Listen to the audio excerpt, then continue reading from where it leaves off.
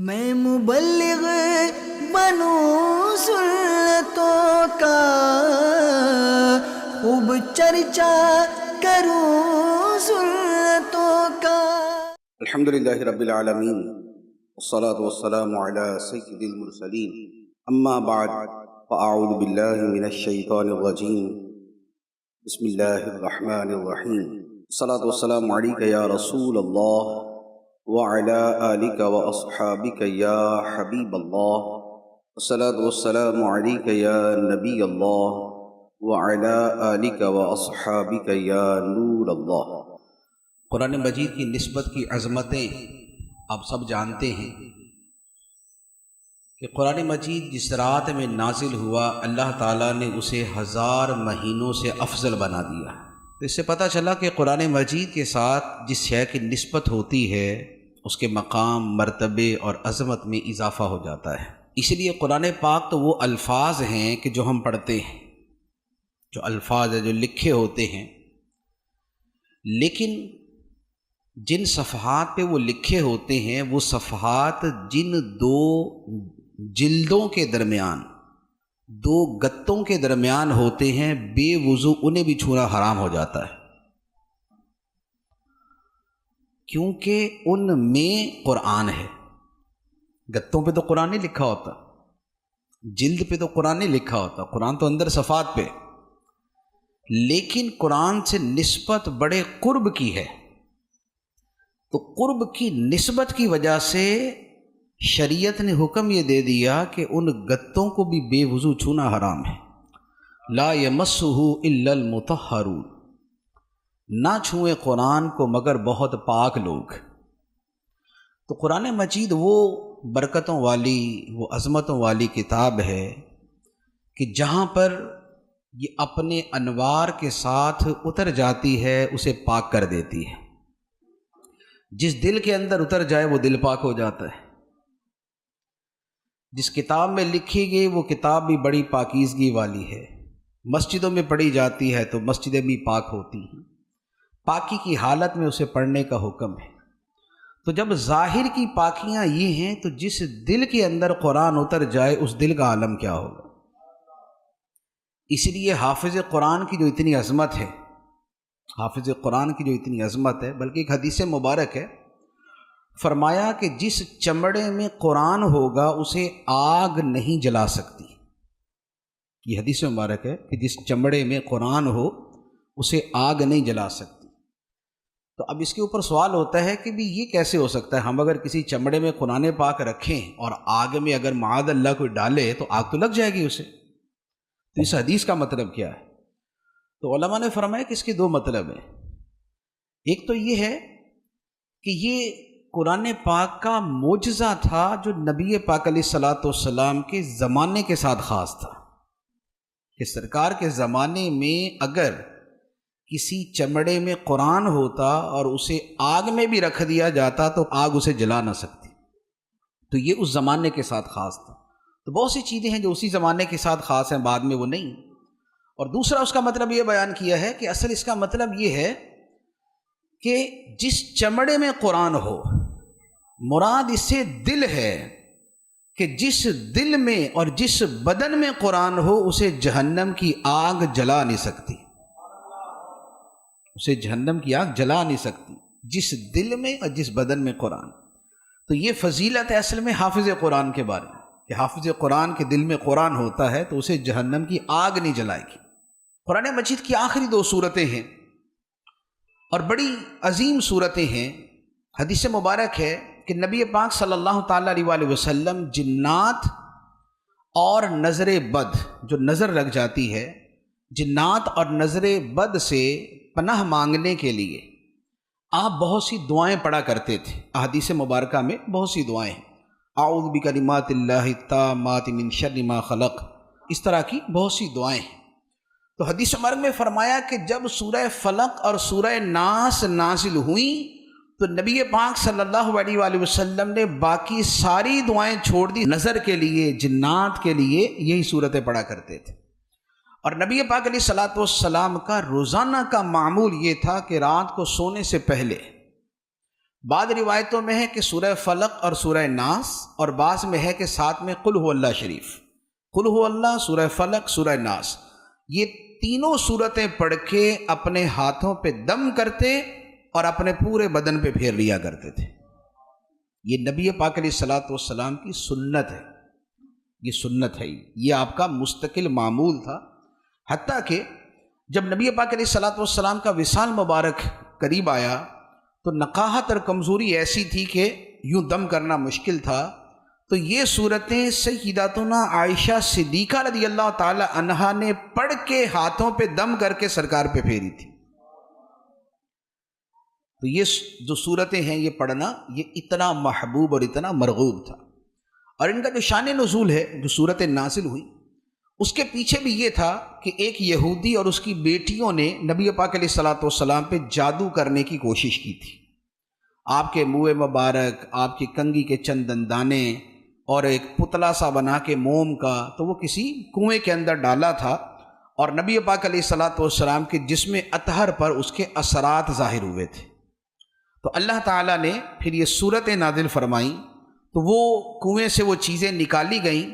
یہ دونوں صورتیں پڑھیں، 11 آیتیں ہیں، ایک میں 6 آیتیں ہیں، ایک میں 5 آیتیں ہیں، 11 آیتیں۔ تو یہ 11 آیتیں جب مکمل کیں تو اس میں 11 سوئیاں تھیں، اس پتلے کے اندر 11 سوئیاں تھیں، تو وہ سوئیاں نکلتی رہیں، جو گرہ لگائی ہوئی تھی وہ گرہ کھلتی رہی، اور جادو کا سارا اثر ختم ہو گیا۔ تو جادو کے اثر کے خاتمے کے لیے ان صورتوں کا بڑا عمل دخل ہے، اور یہ افضل ترین چیزوں میں سے ہے، دم کے لیے یہ بہترین چیزوں میں سے ہے سورہ فلق اور سورہ ناس۔ ہمارے ہاں لوگوں کا چونکہ ذرا یقین تھوڑا سا اسی پہ ہوتا ہے نا کہ کوئی رنگ برنگی سی چیز ہو، کوئی ایسی عجیب سے الفاظ ہونے چاہیے کہ اڑتی جائے، پھریری آئے، کوئی اس طریقے سے نا، کوئی ایسی، تو اس کے اوپر زیادہ یقین ہو جاتا ہے۔ حالانکہ مسلمان کا یقین جو ہے وہ قرآن کے اوپر زیادہ ہونا چاہیے۔ ویسے اس طرح کے ٹوٹکے تو ہوتے ہیں درد کے اور مختلف چیزوں کے، لیکن اگر یقین اور ایمان تو ہوتا ہے، یقین اگر پختہ ہو جائے، یقین پختہ ہو جائے تو قرآن کے برابر طاقتور چیز کوئی نہیں ہوتی۔ سورہ فاتحہ، آیت الکرسی، سورہ حشر کی آخری آیتیں، سورہ فلق اور سورہ ناس، یہ 5 وہ چیزیں ہیں کہ جن میں دنیا جہان کے ہر مسئلے کا حل ہوتا ہے۔ ارشاد ہوتا ہے بسم اللہ الرحمن الرحیم، قل اعوذ برب الفلق، اللہ کے نام سے شروع جو بہت مہربان رحمت والا۔ قل، تم دعا کرو، تم کہو، اے حبیب تم کہو، اعوذ برب الفلق، میں پناہ لیتا ہوں صبح کے رب کی۔ قل اعوذ برب الفلق من شر ما خلق، ساری مخلوق کے شر سے میں پناہ لیتا ہوں اللہ کی۔ من شر ما خلق، جو بھی مخلوق ہے، آسمانی، زمینی، ظاہری، باطنی، انسانی، حیوانی، جناتی، جو بھی مخلوق ہے، میں ہر مخلوق کے شر سے صبح کے رب کی پناہ میں آتا ہوں۔ وَمِن شَرِّ غَاسِقٍ إِذَا وَقَبَ، اور میں رات کے شر سے اللہ کی پناہ میں آتا ہوں جب رات چھا جاتی ہے۔ وَمِن شَرِّ النَّفَّاثَاتِ فِي الْعُقَدِ، اور گروں میں، دھاگوں میں گرے لگا کے اس میں پھونکے مارنے والیوں کے شر سے اللہ کی پناہ لیتا ہوں۔ دھاگوں میں پھونکے مارنے والیوں کی شر سے اللہ کی پناہ لیتا ہوں۔ وَمِن شَرِّ حَاسِدٍ إِذَا حَسَدَ، اور حسد کرنے والے کے شر سے اللہ کی پناہ لیتا ہوں جب وہ حسد کرنے والا حسد کرتا ہے۔ یہ ہے سورہ فلق۔ تو اب آپ اس میں غور کریں کہ جو چیزیں بیان ہوئی ہیں وہ ساری کی ساری وہ ہیں کہ مخلوق کے شر کے مقابلے میں خالق کی پناہ میں آنا ہے، مخلوق کے شر کے مقابلے میں خالق کی پناہ میں آنا ہے۔ صبح کا پیدا کرنے والا کہ جو رات کی تاریکیوں کو ختم کر دیتا ہے، وہ غموں کے بادلوں کو بھی ہٹا دیتا ہے اور غموں کی چھائی ہوئی تاریکیوں کو بھی ختم کر دیتا ہے۔ اس رب کی پناہ میں آتا ہوں کس کے من شر ما خلق، ہر مخلوق کے شر سے، خواہ وہ ابلیس ہے، وہ شیطان ہے، وہ شیطان کی ذریت ہے، وہ شیطان کے ماننے والے ہیں، وہ انسان ہیں، وہ حیوان ہیں، جو بھی مخلوق شر پہنچا سکتی ہے، میں ان کے مقابلے میں اس کی پناہ میں آتا ہوں جو سب کے شر کو دور کرنے والا ہے۔ وَمِن شَرِّ غَاسِقٍ إِذَا وَقَبَ، اور میں رات کے شر سے پناہ مانگتا ہوں، رات کے شر سے پناہ لیتا ہوں جب رات چھا جاتی ہے۔ رات کا وقت جو ہے ایک طرف منبع خیر ہے، دوسری طرف منبع شر ہے۔ یہ منبع خیر بھی ہے، یہ منبع شر بھی۔ گناہوں کی بہت سی صورتیں وہ ہیں جو رات میں ہوتی ہیں، چوریاں ہیں، ڈکیتیاں ہیں، بدکاریاں ہیں، شراب نوشیاں ہیں، اور اسی طریقے سے دنیا بھر میں جتنے بھی یہ کیسینو، یہ جوئے، یہ کلب آباد ہوتے ہیں، یہ رات کو آباد ہوتے ہیں۔ رات ہی کو شیطان کی ذریت زمین پہ پھیلتی ہے، تو رات جو ہے یہ ایک اعتبار سے شر کا سرچشمہ ہوتی ہے کہ اس میں شر والی چیزیں بڑی آسانی سے ہو سکتی ہیں اور مخلوق کی نظروں سے چھپا جا سکتا ہے۔ لیکن اسی رات کو اگر کوئی پازیٹیو لے لے، اگر اچھے کاموں کے اندر استعمال کرے، تو سب سے زیادہ روحانی ترقی بھی رات میں ہی ہوتی ہے۔ جو روحانیت کی سپیڈ رات میں ہوتی ہے وہ دن میں نہیں ہوتی۔ قرآن پاک میں فرمایا ان ناشئۃ اللیل ہی اشد وطئا واقوم قیلا، بے شک رات کا اٹھنا فرمایا نفس پہ بوجھ ہے، رات کو اٹھنا، عبادت کرنا نفس پہ بوجھ ہے، واقوم قیلا، لیکن رات کے وقت جو بات نکلتی ہے وہ سیدھی نکلتی ہے، جو زبان اور دل کی موافقت ہے وہ رات میں زیادہ ہوتی ہے، جو خشوع و خضوع ہے وہ رات میں زیادہ ہوتا ہے، جو توجہ اللہ ہے وہ رات میں زیادہ ہوتی ہے، جو معرفت کی منزلیں طے ہوتی ہیں وہ رات میں زیادہ ہوتی ہیں۔ اولیاء کرام جو نوافل پڑھتے تھے، 500 نوافل، ہزار نوافل وہ رات میں پڑھا کرتے تھے، جو ایک ایک قرآن مجید ختم کیا کرتے تھے وہ رات میں قرآن مجید ختم کیا کرتے تھے، جو ساری رات قیام ہوا کرتا تھا وہ قیام بھی راتوں میں ہوا کرتا تھا، جو تسبیح اور ذکر اذکار کی کثرت ہوتی تھی وہ رات میں ہوا کرتی تھی۔ اور جب آدھی رات ہوتی ہے، حدیث مبارک میں ہے کہ رب اپنی شان کے لائق پہلے آسمان کے اوپر جلوہ فرماتا ہے، رب اپنی شان کے لائق پہلے آسمان پہ جلوہ فرماتا ہے، اور پھر اللہ تعالیٰ فرماتا ہے کہ ہے کوئی مانگنے والا کہ جس کی مانگ پوری کر دوں، ہے کوئی سوال کرنے والا جس کو عطا کر دوں، ہے کوئی بخشش مانگنے والا جسے بخش دوں، ہے کوئی رزق مانگنے والا جسے رزق عطا کر دوں، ہے کوئی ایسا، ہے کوئی ایسا، ہے کوئی ایسا۔ فرمایا آدھی رات سے رب یہ ندا فرماتا ہے اور صبح تک یہ ندا چلتی رہتی ہے۔ اسی طرح شب برات انا انزلناہ فی لیلۃ مبارکہ، فرمایا اس قرآن کو ہم نے بڑی برکت والی رات میں نازل کیا۔ وہ برکت والی رات کون سی ہے؟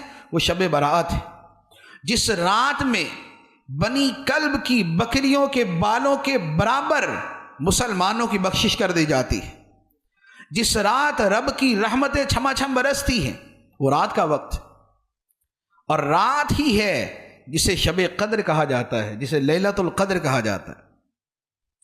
تو رات جو ہے اس کی دو سائیڈیں ہیں، ایک کمانے کی اور دوسرا اڑانے کی، یا تو پہلی نیکیاں بھی ختم کروا لو اور یا اور نیکیوں کے ڈھیر لگا لو۔ تو رات جو ہے، لیکن چونکہ عام مخلوق کیا کرتی ہے، جو عبادت کرنے والے ہیں، جو تلاوت کرنے والے ہیں، جو راتوں کو ذکر کرنے والے ہیں، جو رات کو عبادت کی خاطر جاگنے والے ہیں، وہ تھوڑے ہیں۔ اکثریت کیا ہے؟ اکثریت غفلت میں یا سوتی ہے، اور یا ایک تعداد ہے جو گناہ میں پڑتی۔ سارے جتنے ڈرامے ہوتے رات میں ہی چلتے ہیں، فلمیں دیکھنے والے رات میں ہی بیٹھتے ہیں، اور اس کے علاوہ بہت سی برائیاں ہیں رات میں ہی ہوتی.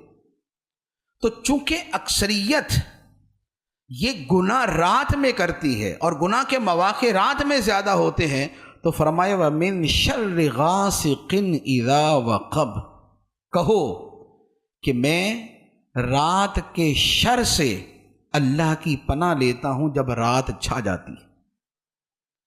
اس لیے رات کے شر سے پناہ مانگی گئی کہ رات میں گناہ زیادہ ہوتا. اس کے بعد اگلی بات فرمائی وَمِن شَرِّ النَّفَّاثَاتِ فِي الْعُقَدِ، اور میں ان عورتوں کے شر سے اللہ کی پناہ لیتا ہوں جو گریں لگا کے پھونکے مارتی ہیں. یہ جادو کا، ٹونے کا، ٹوٹکوں کا، ضرر پہنچانے کا یہ ایک اکثریتی طریقہ ہے. جادوگر جو ہیں وہ جادو کیسے کرتے ہیں کہ کسی کا نام لیتے جائیں گے، کوئی پڑھائی کرتے جائیں گے اور گرا لگاتے جائیں گے. یہ گرا کا مطلب جسے ہم بندش بھی بولتے ہیں کہ جی بندش کر دی. تو یہ جو جادو ہے یہ فی نفسی یوں تو درست ہے کہ جادو کیا جاتا ہے تو اس کا اثر ہوتا ہے، جادو کرنا حرام ہے نقصان کے لیے، لیکن جو اس کے اثرات ہیں وہ تو اللہ تعالیٰ کی مشیت سے ہوتے ہی. تو گروہ کے اوپر پھونکے مار کے دوسرے پہ جادو کرنے والی، اور پھر جادو کے علاوہ اور بہت ساری چیزیں ہوتی. تو فرمایا کہ ایسوں کے شر سے بھی میں اللہ کی پناہ لیتا ہوں. اچھا، اب یہاں پر ایک بڑی اہم چیز ہے کہ ہمارے ہاں تو چونکہ اب ایسا ہو گیا نا کہ ہر چھوٹی سی چیز کے اوپر کبھی جادو کیا ہے، کسی نے بندش کر دی ہے، کسی نے کچھ کر دیا ہے. دیکھیے اس میں یہ عرض کروں، آپ کسی بھی عامل سے جو عملیات کرتا ہے، جو یہ دم تعویذ کرتا ہے، آپ سے یہ پوچھیں کہ کراچی کے اندر کتنے جادوگر ہیں. میں آپ کو گارنٹی سے کہتا ہوں وہ 3-4 سے زیادہ نام نہیں بتا سکتا. کیوں؟ اس لیے کہ ہیں اتنے 3-4 جادوگر ہوں گے. اچھا، جب 3-4 جادوگر ہیں تو یہ کراچی کی 3 کروڑ کی آبادی پہ جادو 2-3 نہیں کر دیے سارے؟ ایسا ہو سکتا ہے کہ ہر دوسرا بندہ کہہ رہا ہے جی میرے اوپر جادو ہے، یا میرے اوپر بندش ہے، یا میرے اوپر یہ ہو گیا وہ ہو گیا. اچھا، کیا کس نے؟ 3 بندوں نے کتنوں پہ کر دیا؟ 3 کروڑ پہ. تو یہ بات ہی معقول نہیں ہے. تو جادو، بندش اور یہ جو چیزیں ہیں یہ اتنی زیادہ نہیں ہوتی. جادو بہت ریئر ہوتا ہے، بہت ریئر، بہت ہی قلیل ہوتا ہے. کوئی ہزاروں میں کوئی ایک ہوگا جس پہ واقعی جادو ہوگا، ورنہ جادو نہیں ہوتا. اچھا، اسی طریقے سے بندش ہے تو بھائی ایسا کیا آپ اتنا بڑا کارنامہ سر انجام دے رہے ہیں کہ دنیا آپ کی بندش کے اوپر پڑی ہوئی ہے.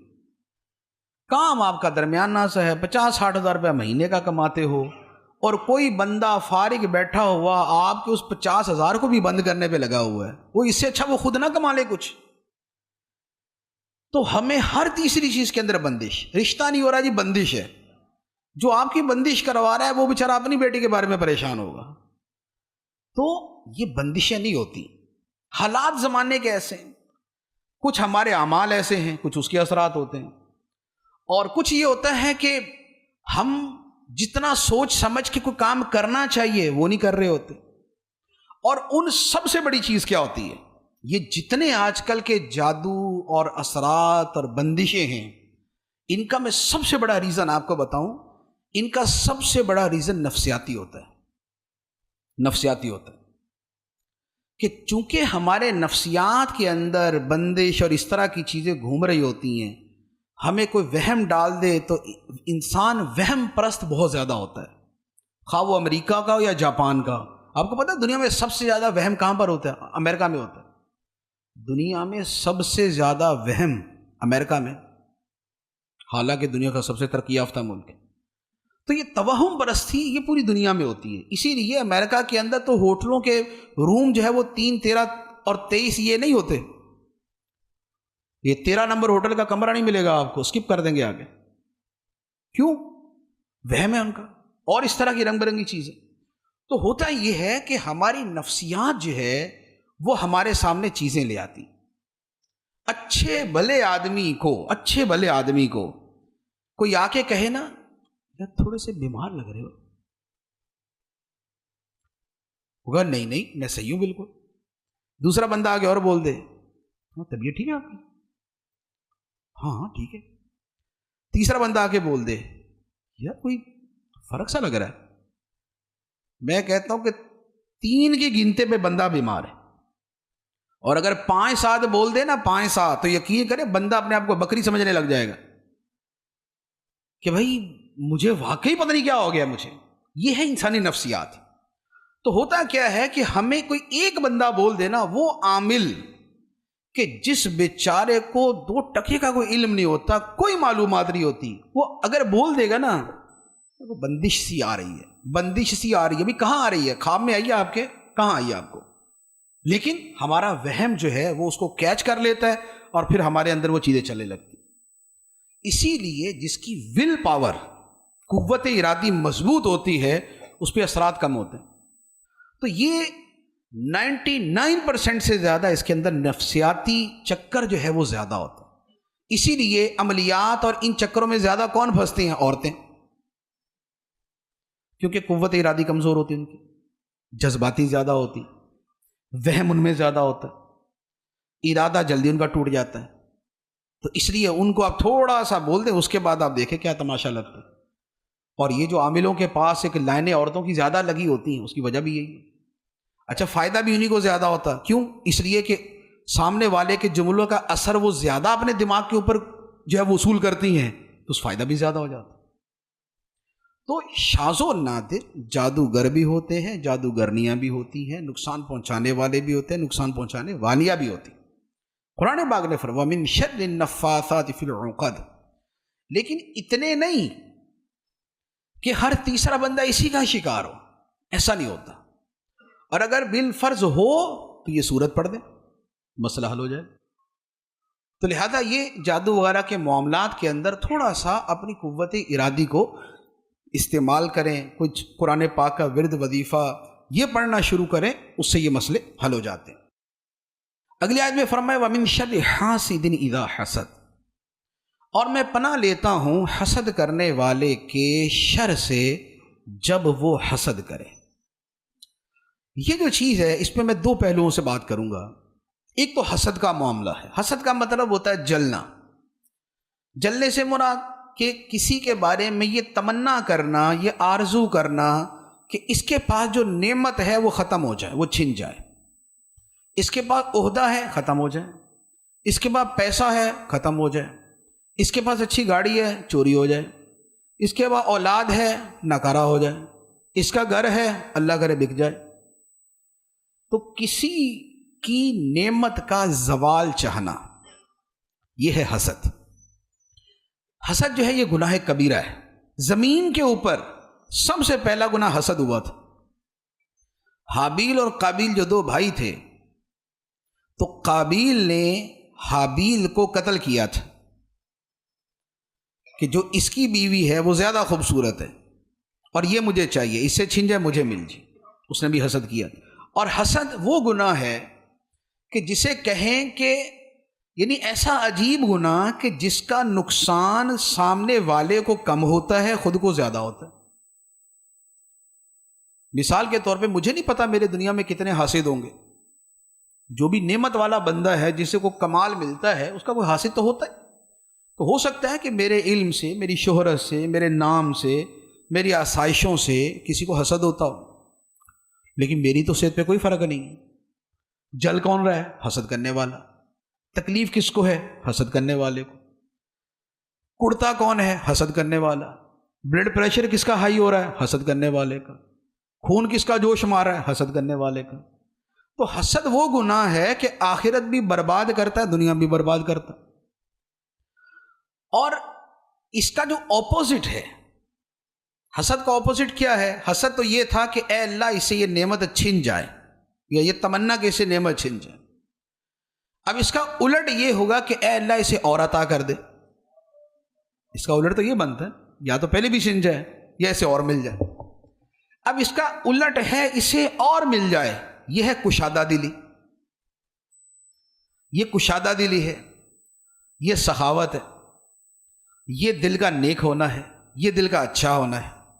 اب یہ ایسی چیز ہے کہ جس میں یہ والی تمنا اور آرزو زیادہ ہو کہ اے اللہ اسے اور زیادہ عطا کر دے، اللہ تعالیٰ اس بندے کو اور زیادہ عطا کر دیتا ہے۔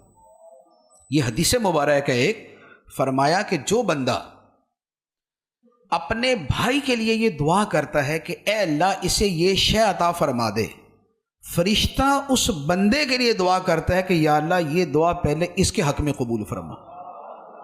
یہ حدیث مبارک۔ تو اب آپ دیکھیں کہ حسد سے تو سامنے والے کا کچھ نہیں گیا، اپنا نقصان ہو گیا، لیکن کھلا دل والا ہونے سے، کشادہ دل والے ہونے سے اللہ تعالیٰ اس بندے کو بھی عطا فرما دیتا ہے، اس کو بھی عطا فرما دیتا ہے۔ اسی لیے جو سخی ہوتا ہے، جس کا دل کھلا ہوتا ہے، دینے والا ہوتا ہے، وہ اللہ کے بھی قریب ہے، وہ بندوں کے بھی قریب ہے، وہ جنت کے بھی قریب ہے، اور وہ جہنم سے دور ہے۔ اور جو کنجوس ہے، جو تنگ دل ہے، فرمایا اللہ سے بھی دور ہے، لوگوں سے بھی دور ہے، جنت سے بھی دور ہے، جہنم کے قریب ہے۔ تو بخل جو ہے یہ حسد بھی پیدا کر دیتا ہے۔ تو حسد کرنے والا خدا سے بھی دور، بندوں سے بھی دور۔ جس بندے کے بارے میں پتہ چل جائے کہ یار اسے کسی کی نعمت ہضم ہی نہیں ہوتی، اسے کسی کی ترقی ہضم ہی نہیں ہوتی، یہ جس کی ترقی دیکھ لے جلتا ہے، یہ کیڑے نکالنا شروع کر دیتا ہے، تانو تشنی شروع کر دیتا ہے، غیبت شروع کر دیتا ہے، تو لوگ کیا کرتے ہیں، یار اس سے بچ کے رہو بھائی، اس سے بچ کے رہو، اس کو اپنی بتا دی نا تو یہ ہمارے خلاف بھی شروع ہو جائے گا۔ تو یہ کیا ہوا، یہ ہوا لوگوں سے دور، اور لوگوں سے دور ہونے سے پہلے وہ اللہ سے دور ہو چکا تھا کہ اس نے حسد کیا۔ اور حسد کیا ہے، علماء فرماتے ہیں، امام غزالی رحمۃ اللہ علیہ نے لکھا ہے، فرمایا کہ جو حاسد ہوتا ہے اسے کس پر اعتراض ہوتا ہے، حاسد کو کس پہ اعتراض ہوتا ہے، فرمایا حاسد کو اللہ پہ اعتراض ہوتا ہے، حاسد کو اللہ پہ اعتراض ہوتا ہے۔ اگر میری آواز اچھی ہے، مثال کے طور پہ میری آواز اچھی ہے، تو میری آواز جو ہے وہ کوئی بادام کھانے سے تو اچھی نہیں ہوئی، تو خدا نے دی ہے نا، مجھے جو نعمت ملی ہے وہ خدا نے دی ہے۔ اب اگر میری نعمت سے کسی کو تکلیف ہے تو حاسد کو رب کی تقسیم سے تکلیف ہو رہی ہے، رب کی تقسیم پر اسے اعتراض ہے۔ تو علماء فرماتے ہیں کہ حاسد یہ ایسا بد نصیب ہوتا ہے کہ جو رب کی عطا پر اعتراض کرنے والا ہوتا ہے، اور جو رب کی عطا پہ اعتراض کرتا ہے تو رب کہتا ہے تو اس قابل ہی نہیں ہے کہ تجھے کچھ دیا جائے، جب تجھے میری تقسیم پہ اعتراض ہے۔ تو حسد کرنا جو ہے یہ اپنی دنیا کی بھی تباہی ہے، یہ آخرت کی بھی تباہی ہے۔ اور حسد کا علاج یہ ہوتا ہے، یعنی اگر کسی بندے میں حسد ہو تو حسد کا علاج علماء نے یہ فرمایا کہ جس کے بارے میں دل میں حسد کی کیفیت پیدا ہو نا، اس کے لیے دعا کر دینی چاہیے، اس کے لیے دعا کر دیں۔ کسی کا کاروبار ہم سے اچھا ہے تو اب دل میں حسد پیدا ہو رہا ہے کہ بھی اس کا ختم ہو جائے، ہمارا بڑھ جائے، تو بجائے اس کے کہ حسد کر کے خود کو جلائیں اور گناہگار بھی ہوں، اس سے اچھا ہے کہ اس کے لیے دعا کر دے کہ اللہ تعالیٰ اس کے کاروبار میں اور برکت عطا فرمائے۔ فائدہ کیا ہوگا، ایک تو حسد سے بچ جائیں گے، دوسرا فرشتہ آپ کے لیے دعا کر دے گا، فرشتہ آپ کے لیے دعا کر دے گا، تو دونوں اعتبار سے فائدہ ہوگا۔ تو یہ تو ہے حسد کا یہ والا پہلو کہ حسد گناہ کی حیثیت سے اور ایک عمل کی حیثیت سے۔ دوسرے نمبر پہ ویسے حاسد سے بچنا چاہیے جیسے جادوگر سے بچنا چاہیے۔ اگر آپ دیکھیں نا تو آیات میں کیا فرمایا، پہلے فرمایا کہ مخلوق کے شر سے پناہ، پھر فرمایا کہ رات کے شر سے پناہ، پھر فرمایا جادوگرنیوں کے شر سے پناہ، اور پھر فرمایا حاسد کے شر سے پناہ۔ 4 باتیں ہو گئی نا۔ تو اس کا مطلب یہ ہوا کہ یہ لائن سے وہ چیزیں ہیں کہ جن سے بندے کو شر پہنچتا ہے۔ تو حاسد جو ہے اس سے بھی شر پہنچتا ہے۔ جو نظر بد ہوتی ہے، ویسے تو نظر بد کسی کی بھی لگ سکتی ہے، اپنے چاہنے والے کی بھی لگ سکتی ہے، لیکن نظر بد میں بہت زیادہ جو دخل ہوتا ہے وہ حاسد کا بھی ہوتا ہے۔ یعنی جیسے نظر بد ہے نا، نظر بد کی 3 صورتیں کہہ لیں۔ ایک نظر بد وہ ہوتی ہے کہ جو کسی ناپسند کرنے والے کی لگے، حسد ہو نہ ہو، بس وہ ناپسند کرتا ہے تو اس کی نظر لگ گئی۔ دوسرا ہوتا ہے کہ کسی اپنے کی نظر لگ جائے، نظر اس سے بھی لگ جاتی ہے، بعض اوقات ماں باپ کی اولاد کو لگ جاتی ہے، اس لیے کہتے ہیں کہ وہ ماشاء اللہ، سبحان اللہ، الحمدللہ، اس طرح کے الفاظ ساتھ میں کہنے چاہیے، بلکہ حدیث مبارک میں فرمایا ما شاء اللہ لا قوت الا باللہ، اگر یہ کہہ دیا جائے تو نظر نہیں لگتی۔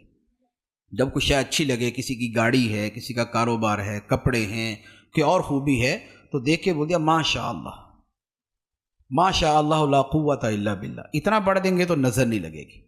تو چاہنے والے کی بھی نظر لگ جاتی ہے۔ اچھا، بعض اوقات اپنی بھی لگ جاتی ہے، یہ بھی آپ کو عرض کروں، نظر بعض اوقات اپنی بھی لگ جاتی ہے، یہ بھی ایک حقیقت ہے۔ محدثین نے اس کے اوپر باقاعدہ بڑی تفصیل سے کلام کیا ہے، تو اس لیے تھوڑا سا ذرا سیلفیوں سے بھی پرہیزی کرنی چاہیے کہ ہم جتنی سیلفیاں لیتے ہیں نظر بھی اتنی لگتی ہے، اور سیلفی لیتے اسی لیے ہیں کہ کتنا اچھا لگ رہا ہوں، یہاں کھڑا ہوا کیسا لگ رہا ہوں، وہاں کھڑا ہوا کیسا لگ رہا ہوں۔ تو یہ ہمارے ہاں جو آج کل یہ ہوتا ہے نا کہ بھئی بیماریاں اور پریشانیاں اور نظر بد کے اثرات، یہ جو چیزیں ہوتی ہیں، اس کے پیچھے بہت بڑا ریزن دوسروں سے زیادہ اپنی نظر کا۔ تو اب جب اپنے آپ کو بار بار دیکھیں گے، یا وہی ہے کہ مرر کے سامنے، آئینے کے سامنے کھڑے ہیں، کنگھی کیے جا رہے ہیں، تو نظر اس سے بھی لگ سکتی ہے۔ تو کنگھی کریں، زینت ہے اور اچھی چیز ہے، خدا کو جو ہے وہ جمال پسند ہے اچھے انداز میں، لیکن جسے کہتے ہیں نا کہ کنگھی چوٹی کا مریض، وہ نہ بنے کہ آئینے کا مریض بن گیا یا سیلفی کا مریض بن گیا، وہ نہ کریں، اس سے پھر نظر لگتی ہے، یہ اب حقیقت یاد رکھیں۔ اچھا، تو دوسری نظر کی صورت ہوتی ہے کہ کسی چاہنے والے کی نظر لگ جائے۔ تیسری نظر ہوتی ہے حاسد کی نظر۔ حاسد کی جو نظر ہوتی ہے، یہ پہلی دونوں نظروں سے زیادہ خطرناک ہوتی ہے۔ علماء نے اس پر فرمایا ہے کہ نظر اصل میں لگتی کیسے ہے؟ انسانی آنکھ سے جو شعاعیں نکلتی ہیں، ان شعاؤں کے اندر زہریلا پن بھی ہوتا ہے۔ آنکھوں سے نکلنے والے شعاؤں کے اثرات کا تو سب سمجھتے ہی ہیں نا، محبت سے دیکھیں تو اس کا بھی پتہ چل جاتا ہے، نفرت سے دیکھیں تو اس کا بھی پتہ چل جاتا ہے، اور اس میں ضروری نہیں ہوتا کہ بقیہ پورا چہرہ دیکھیں تو پتہ چلے، نگاہوں کی جو شعاع ہے وہی بتا دیتی ہے کس نظر سے دیکھ رہا ہے۔ ٹھیک، تو اب کیا ہے کہ جب انسان حسد کے ساتھ کسی کو دیکھتا ہے تو جو اس کے دماغ کے اندر زہر پیدا ہوتا ہے، وہ اس کی ان شعاؤں کے ذریعے سامنے والے پہ اثر کرتا ہے، اور یہ اس کو جو ہے وہ نقصان پہنچاتا ہے۔ تو اس لیے حسد والے کی جو نظر ہے یہ بھی بڑی شدید ہوتی ہے، اس لیے فرمایا گیا کہ اپنی نعمتیں چھپا کر حاسدوں سے بچو۔ بلا وجہ ہر ایک کے سامنے جا کے اپنے کاروبار کی باتیں یا اپنے پیسوں کی باتیں یا اپنی اونچی اونچی باتیں یہ نہیں کرنی چاہیے، خاص طور پہ جو محروم آدمی ہے۔ ایک ہے کہ ایک کاروباری دوسری کاروباری کے سامنے بات کر رہا ہے، وہاں بھی تھوڑی احتیاط چاہیے۔ ایک یہ ہے کہ اس کے سامنے بات کر رہا ہے کہ جو بالکل محروم ہے، کہ جو نگاہ حسرت اور نگاہ حسد ڈال دے گا، اس سے بچنا چاہیے۔ پچھلے زمانے میں علماء کیا فرماتے تھے کہ بازار سے کھانا خرید کے نہ کھاؤ، کھانا گھر کا ہونا چاہیے۔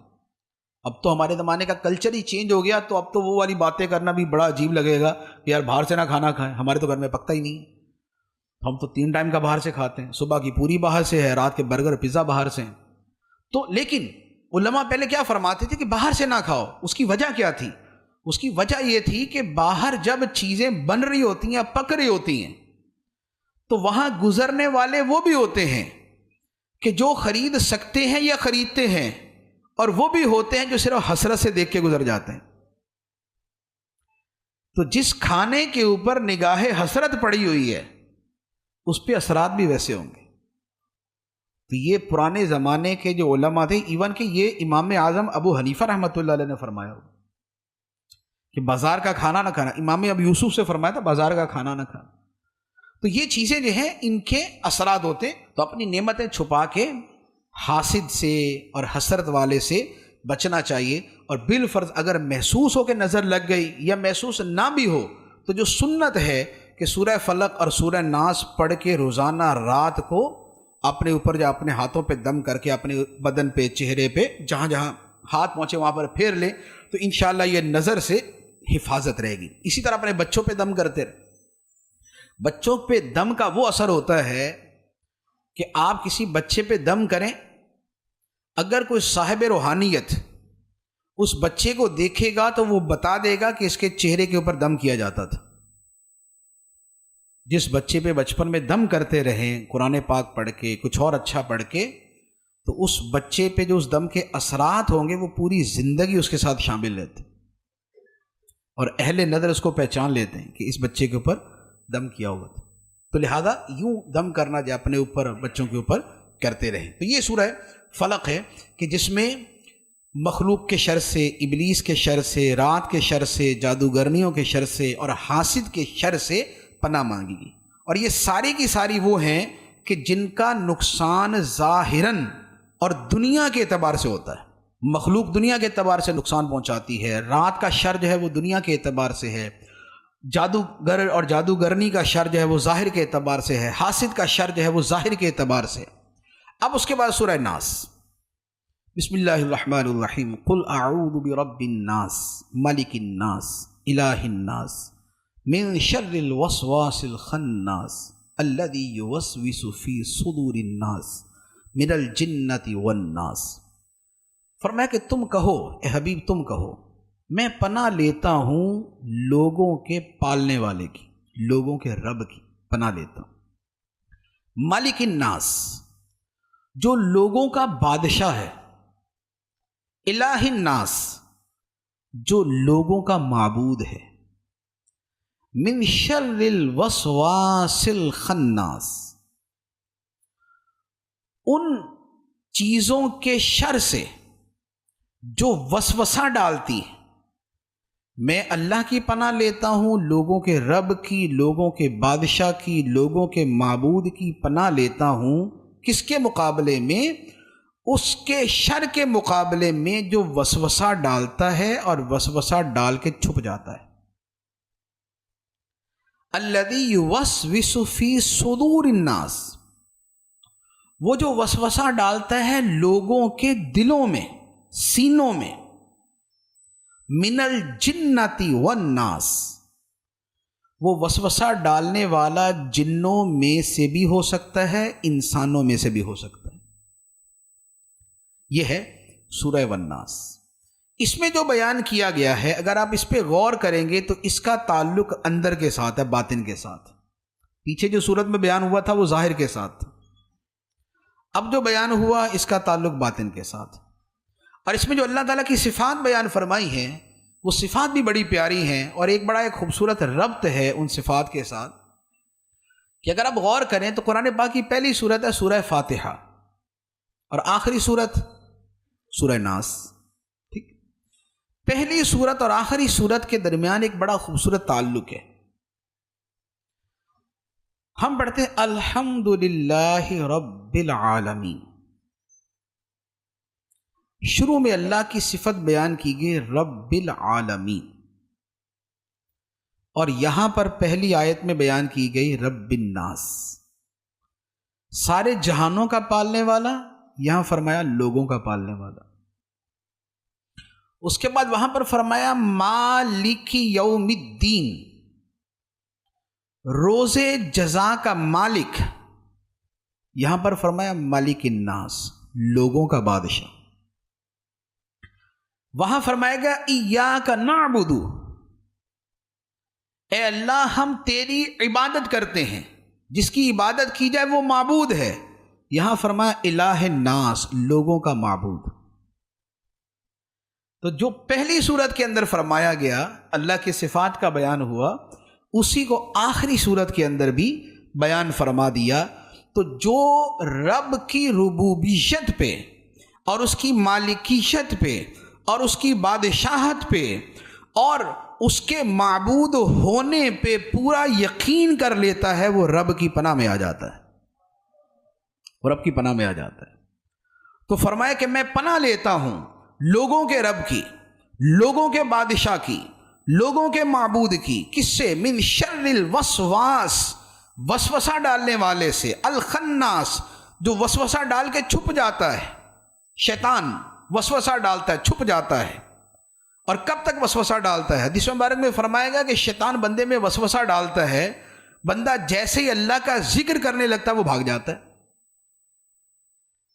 تو جو ذکر میں مشغول رہتا ہے شیطان اس سے دور رہتا ہے، اور جو ذکر سے غافل ہوتا ہے شیطان اس پہ سوار ہو جاتا ہے۔ فرمایا کہ شیطان جو ہے وہ انسان کے اندر اس طرح دوڑتا ہے جیسے خون دوڑ رہا ہے. جیسے خون چلتا ہے نا پورے بدن کے اندر سرکولیٹ کرتا ہے، تو شیطان بھی جو ہے نا وہ اسی طرح بندے کے اندر جو ہے نا وہ لگا ہوتا ہے اپنا کام کرنے. تو اس کا راستہ بند کرنے کا طریقہ کیا ہے؟ ایک تو اس کا راستہ بند کرنے کا طریقہ ہے فاقہ. بندہ فاقہ کرے، روزہ رکھے، بھوکا رہے، تو شیطان کی گزرگاہ تنگ ہو جاتی ہے، وہ پھر نہیں چل سکتا. اور اس سے زیادہ مؤثر ہے اللہ کا ذکر. جب تک کائنات کے مالک کا ذکر دل پہ غالب رہے گا، شیطان مفرور رہے گا، شیطان نہیں قریب آ سکتے. اور اسی لیے نبی پاک صلی اللہ تعالیٰ علیہ وسلم کا معمول کیا تھا؟ حضرت عائشہ صدیقہ رضی اللہ تعالیٰ نے فرماتی ہیں کہ کانا یذکر اللہ فی کل احیانہ، نبی پاک علیہ الصلاۃ والسلام ہر لمحہ اللہ کا ذکر کیا کرتے تھے، یا زبان سے یا اعضاء سے یا دل سے. اگر زبان خاموش ہے تو سوچ کے اندر خدا کا ذکر، دل کے اندر خدا کا ذکر ہے، بدن جو ہے خدا کی بندگی میں ہے وہ خدا کا ذکر ہے، یا تلاوت ہے، یا نماز ہے، یا تبلیغ ہے، یا واعظ و نصیحت ہے، یا گھر والوں کے ساتھ حسن اخلاق ہے. تو یہ جتنی چیزیں ہیں یہ ساری ذکر اللہ کے اندر آتی ہیں. تو بندہ جتنا اللہ کے ذکر کے ساتھ جڑا رہتا ہے، شیطان اس سے اتنا دور رہتا ہے. ولایت کیسے ملتی ہے؟ ولایت کہتے ہیں قرب من اللہ کا، اللہ کے قریب ہونے کا. تو اس پر میں نے ایک کتاب پڑھی، اس میں بڑا خوبصورت جملہ لکھا ہوا. حضرت شیخ عبد الوہاب متقی رحمۃ اللہ علیہ، یہ مربی ہیں شیخ عبد الحق محدث دہلوی رحمۃ اللہ علیہ کے. تو ان کی سیرت کے اوپر کتاب ہے زاد المتقین. اس میں انہوں نے ایک جملہ لکھا بڑا خوبصورت. فرمایا کہ اللہ کا قرب ہے کیا؟ اللہ کا قرب کیا چیز ہے؟ فرمایا اللہ کا قرب ہے غیر سے دور ہونا. جو غیر سے دور ہو گیا وہ خدا کے قریب ہو گیا. پھر فرمایا کہ ولایت نام ہے وصال اللہ کا، اللہ سے ملنے کا. تو فرمایا کہ اللہ سے ملنا کیا ہے؟ فرمایا غیر سے منقطع ہو جانا، غیر سے کٹ جانا یہ خدا سے مل جانا ہے. غیر سے دور ہو جانا یہ خدا کے قریب ہو جانا ہے. اور یہ وہ چیز ہے جو اللہ تعالیٰ نے قرآن پاک میں بیان فرمائی. فرمایا وَاذْكُرِ اسْمَ رَبِّكَ وَتَبَتَّلْ إِلَيْهِ تَبْتِيلًا، اور اپنے رب کا نام یاد کر اور سب سے ٹوٹ کر اسی کا ہو جا. سورہ مزمل کی آیت مبارکہ. فرمایا اپنے رب کا نام یاد کر اور سب سے ٹوٹ کر اسی کا ہو جا. یہی وہ بات ہے جو حضرت عبد الوہاب متقی رحمۃ اللہ علیہ نے فرمائی کہ خدا سے ملنا کیا ہے؟ کہ جو اللہ کے غیر ہیں، جو خدا سے دور کرنے والے ہیں، ان سے منقطع ہو جانا، ان سے کٹ جانا یہ خدا سے مل جانا ہے. ان سے دور ہو جانا یہ خدا کے قریب ہو جانا ہے. تو ولایت جو ہے یہ قرب الہی کا نام ہے، اور قرب الہی کا سب سے بڑا ذریعہ جو ہے وہ اللہ کا ذکر ہوتا ہے. تو جب بندہ جتنا ذکر کرتا ہے اس کا دل وسوسوں سے اتنا پاک رہتا ہے، شیطان اتنا دور رہتا ہے جتنا. کیونکہ شیطان کا کام ہے کالک ملنا، شیطان کا کام ہے کچھ نہ کچھ زنگ وغیرہ لگاتے رہنا، کوئی نہ کوئی سیاہی ڈالتے رہنا. اب اگر اس شریر کو پاس ہی نہ آنے دیں، دل کا صاف ستھرا چمکدار آئینہ ہے، اس پہ اگر آپ نے موقع دے دیا کسی کو روشنائی اور سیاہی پھینکنے کا تو وہ ڈال دے گا. لیکن اگر آپ موقع ہی نہ دیں قریب آنے کا تو آپ صحیح رہیں گے. تو اللہ کا ذکر جتنا ہوتا جائے گا، ایک تو یہ ہے کہ اللہ کا ذکر دلوں کے لیے سیکل ہے. سیکل سے مراد ہے زنگ دور کرنے والا، اریزنگ دا سینٹس جسے کہتے، کہ دل کے جو زنگ ہیں اسے مٹا دینے والا، اسے اریز کر دینے والا. اور دوسرا یہ ہے کہ جب ذکر کی کثرت ہوگی شیطان دور رہے گا. شیطان دور رہے گا، اسے سیر ڈالنے کا موقع ہی نہیں ملے گا، دھبے ڈالنے کا موقع ہی نہیں ملے گا. اور جب ایک عرصے تک دل اسی کیفیت میں رہتا ہے تو ایک وقت آتا ہے کہ جب یک دم دل کھل جاتا ہے اور رب کے انوار چمکنے لگتے ہیں اس میں. تو فرمایا کہ رب کی پناہ میں آ جاؤ اس وسوسے ڈالنے والے کے شر سے جو وسوسہ ڈالتا ہے اور چھپ جاتا ہے. وہ فرمایا کہ وسوسہ کہاں ڈالتا ہے؟ فی صدور الناس، لوگوں کے سینوں کے اندر، لوگوں کے سینوں میں وسوسہ ڈالتا ہے. اور یہ کون ہوتا ہے؟ فرمایا من الجنۃ والناس، جنوں میں سے بھی ہوتا ہے، انسانوں میں سے بھی ہوتا ہے. تو انسان کو جو وسوسہ ڈالتے ہیں وہ جنات بھی ڈالتے ہیں، انسان بھی ڈالتے ہیں. جنات کا تو بڑا واضح ہے کہ جنات سے مراد ہے شیطان کی اولاد. تو شیطان کی اولاد وسوسے ڈالتی ہے. وضو کرنے لگے تو وسوسہ ڈال دیا، یار یہ دھلا یا نہیں دھلا، یہ تمہاری کونی تو ایسی رہ گئی. تو لوگ گھنٹوں وضو ہی کرتے رہتے ہیں. نماز پڑھنے لگے تو بھول گئے، یار پہلی رکعت ہے، دوسری تیسری کون سی ہے. تو یہ کیا ہے؟ یہ شیطان بھلا دیتا ہے. اسی طرح اور بہت ساری چیزیں ہیں، شیطان ہزاروں چیزوں کے اندر وسوسے ڈالتا ہے. کاروبار ہے، کاروبار کے اندر شیطان وسوسے ڈالتا ہے کہ نہیں یار ٹھیک ہے، تیرا کر لینا ٹھیک ہے یار، کوئی مسئلہ نہیں، کر لو. تو بندہ کہتا ہے اچھا بھائی چلو، زیادہ سوچنا نہیں چاہیے نا، چلو اس کے بعد پھر ناجائز کر لیتے ہیں. تو یہ کیا ہے؟ یہ شیطان کے وسوسے ہوتے ہیں جو اندر ہی اندر چل رہے ہوتے ہیں. دوسرا آتا ہے انسانوں کے وسوسے. انسان بھی وسوسے ڈالتا ہے. انسانوں کے وسوسے بظاہر تو بعض اوقات یوں لگتا ہے کہ شیطانوں سے بھی زیادہ ہوتے ہیں، اس لیے کہ شیطان کا وسوسہ آتا ہے چلا جاتا ہے. انسانوں کا وسوسہ جو ایک مرتبہ آ گیا تو جانا بڑا مشکل ہے. کیسے؟ کسی عورت کو جا کے بول دیا نا، یار تمہارے میاں کو میرے باتیں کرتے سنا کسی سے، چلے جی. اور یہ میاں کو بول دیا تمہاری بیوی فون پہ باتیں کرتی ہے کسی سے. یہ انسان نے وسوسہ ڈالا نا، یہ انسان نے وسوسہ ڈالا. اب بتائیں ذرا، شیطان کی طرح نکلے گا یہ نہیں نکلے گا. اب وہ بیچارے کی زندگی حرام ہو جائے گی، دن رات اس کا عذاب کے اندر پڑ جائے گا، اس کے دماغ سے وسوسہ نہیں نکلے گا. یا ایسے کسی کو وسوسہ ڈال دیا، یہ تمہارے ساتھ والا جو بندہ ہے نا، تمہارا یہ جو پارٹنر ہے، تھوڑا سا احتیاط کیا کرو اس سے. کیا ہوا؟ بس یار میں کھل کے نہیں بولتا، بس احتیاط کرنا ذرا. چلو جی. اب آپ 100% یقینی ہے کہ ان کی پارٹنرشپ تو ٹوٹی. کیوں؟ اس لیے کہ اگر جن وسوسہ ڈالتا تو نکل بھی جاتا، اس کا وسوسہ کمزور ہوتا ہے. یہ ڈالا انسان نے، یہ نہیں دل سے نکلے گا. اب ہر شے میں تھوڑا شروع ہو جائے، ہاں یار یہ اس وقت اس نے ایسی بات کہی تھی، اس وقت یہ اس نے کہا تھا، فلاں جگہ یہ بات ہوئی تھی، ہاں کچھ تو ہوا تھا. ٹھیک. اسی طرح یہ ایک دو چار اور بندے ہیں جن کو ہمیشہ ہی وسوسہ ہوتا ہے. ایک داماد ایک بہنوئی ہمیشہ ہی وسوسے میں ہوتے ہیں کہ جو میں گیا تھا تو سب نے جنا کھڑے ہو کے سلوٹ نہیں مارا تھا، تو اس کا مطلب یہ ہوا کہ میری عزت ہی نہیں ہے ان کے دل میں. ٹھیک ہے. اب کسی نے دوسرے نے دماغ میں ڈال دیا، یہ تیری عزت ہی کوئی نہیں، ارے میں جاتا ہوں تو ایسے ہو جاتا ہے، تو گیا کچھ بھی نہیں ہوا. چلو جی. اس کے بعد زندگی ختم. اب یہ وسوسہ نہ ختم ہوا کبھی بھی. وہ بیچارے منتیں کر کر کے تھک جائیں گے کہ ارے اندر سے بولیں گے بھلے اسے فرعون صفت آدمی، ایسا ہم نے کچھ نہیں کیا تھا، لیکن اس کے دل سے نہیں نکلے گا، اس کے دل میں وسوسہ بیٹھ گیا. یہ ہے انسانوں کے وسوسے. اسی طرح گھروں کے اندر یہ جتنی یہ ساس بہو کی لڑائی ہے تو یہ شیطان تھوڑی آگے ڈالتا ہے. نہیں، ساس کو بھی پڑوسن نے آگے سمجھایا ہوتا ہے، بہو کو بھی پڑوسن نے آگے سمجھایا ہوتا ہے. اس کو ادھر والی پڑوسن نے کچھ کہا ہوتا ہے، اس کو ادھر والی پڑوسن نے کچھ کہا ہوتا ہے. ساس کو بوڑھی پڑوسن نے کہا ہوتا ہے، بہو کو جوان پڑوسن نے آگے سمجھایا ہوتا ہے. اس کے بعد وسوسے ختم ہو جائیں گے، پھر نہیں کبھی ختم ہو سکتے. یہ ہے من الجنۃ والناس کہ جنوں اور انسانوں سے وسوسے آتے ہیں. گھر برباد ہو جاتے ہیں، لڑائیاں، تباہیاں، بربادیاں، جدائیاں، دوریاں سب ہو جاتی ہیں. کیوں؟ اس لیے کہ انسانوں کے وسوسے ان کو برباد کر دیتے. اسی سے آگے پھر عقیدے کے معاملات ہیں. کسی بد مذہب کے پاس بیٹھ جائیں گے تو اب ہمیں تو اتنا علم ہوتا نہیں ہے، یعنی ہماری عوام کو. اب اس نے ایسی چھوٹی موٹی بات کر دی، دماغ کے اندر وسوسہ ڈال دیا. پھر اس کے بعد فیس بک ہے، ٹی وی ہے، شوز ہیں، ڈرامے ہیں اور اس طرح کی چیزیں ہیں. اب وہاں پر جو ہے وہ نئے سے نئے جدت پسند، نئے نئے مجتہدین، نئے نئے مسائل نکالنے والے وہ آ کے کچھ بول دیں گے تو لوگ تو پہلے ہی جو ہے نا وہ چاہ رہے ہوتے ہیں کہ وہ مسئلہ پتہ چلے کہ جو نفس کے قریب ہو.